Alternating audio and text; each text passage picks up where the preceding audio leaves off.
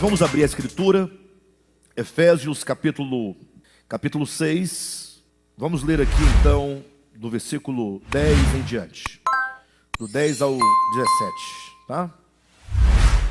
Quanto ao mais, irmãos, sede fortalecidos no Senhor e na força do seu poder, revesti-vos de toda a armadura de Deus, para poderdes ficar firmes contra as ciladas do diabo, porque a nossa luta não é contra a carne e o sangue, ou contra o sangue e a carne, e sim contra os principados e potestades, e contra os dominadores deste mundo tenebroso, contra as forças espirituais do mal nas regiões celestes. Portanto, tomai toda a armadura de Deus, para que possais resistir no dia mau, e depois de teres vencido tudo, permanecer inabaláveis. Estai, pois, firmes, cingindo-vos com a verdade e revestindo-vos da couraça da justiça, calçai os pés com a preparação do evangelho da paz, embraçando sempre o escudo da fé, com o qual podereis apagar todos os dardos inflamáveis do maligno. Tomai também o capacete da salvação e a espada do Espírito, que é a palavra de Deus. Queridos, eu preciso insistir com os irmãos. Talvez não seja nem insistir a palavra, né? Mas talvez seja ensinar mesmo. Creio que há muitos irmãos que estão chegando agora no ministério, irmãos que estão começando agora a acompanhar as mensagens na transmissão no YouTube, e por chegar agora, nesses dias, né, ultimamente, sabe pouco sobre o ministério de Volta à Palavra. E acaba que, por não conhecer o ministério, acaba tecendo alguns comentários, que logo quando você lê o comentário lá no chat, por exemplo, você percebe que a pessoa está totalmente fora de conexão com o que está sendo dito, né? A pessoa está como que tentando nos corrigir em algum aspecto, só que a pessoa não sabe o que nós estamos falando. A pessoa não sabe.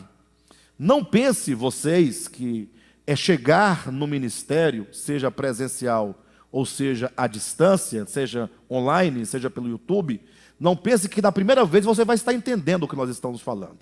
Você não vai estar entendendo. Você não entenderá.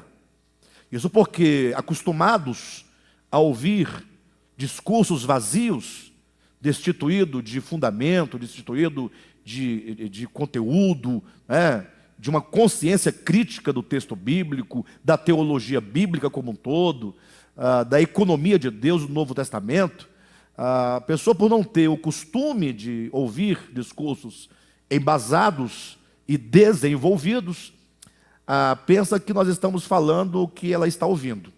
Isso não é verdade. Então, o conselho que eu dou a todos os irmãos, e esse é um conselho sábio, e serve também para os irmãos que já são mais velhos no ministério, que já acompanham a vida do ministério, a vida da igreja, que nós desenvolvamos uma postura hermenêutica. O que se entende por postura hermenêutica? É você desenvolver a capacidade de ouvir, e ouvir tudo o que o outro tem a dizer.